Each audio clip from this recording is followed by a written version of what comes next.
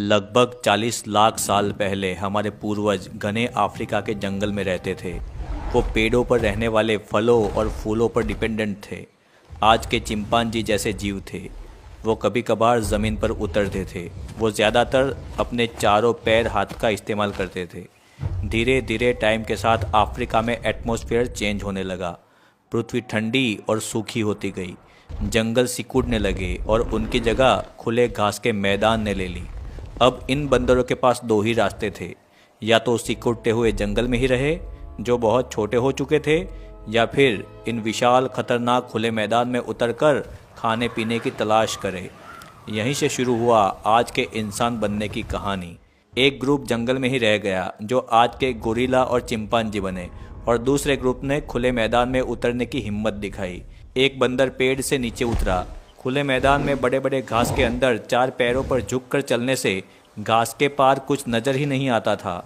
इसीलिए ज़िंदा रहने के लिए सीधा खड़ा होना बहुत ही ज़रूरी था, ताकि दूर दूर तक देखा जा सके और शिकारियों से भी खुद को बचाया जा सके।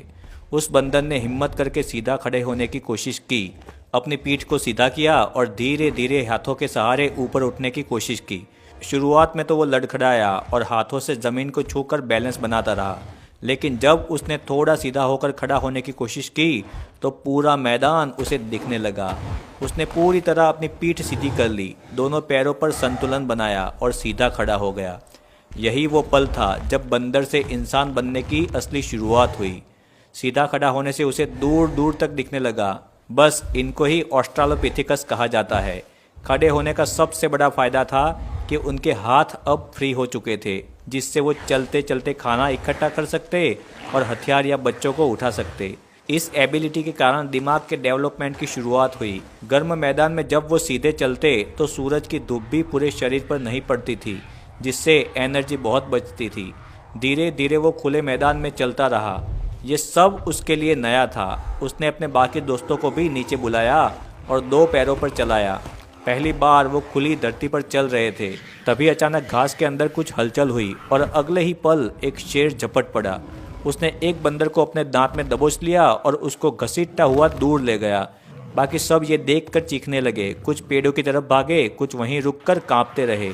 सबकी आंखों में डर था, पर उस दिन उन्होंने ये सच्चाई देखी कि ये नई दुनिया खूबसूरत जरूर है, पर बेरहम भी है। शेर के हमले के बाद वो दूर जाने की हिम्मत नहीं जुटा पा रहे थे, मगर भूख ने उन्हें फिर से मैदान की ओर खींचा।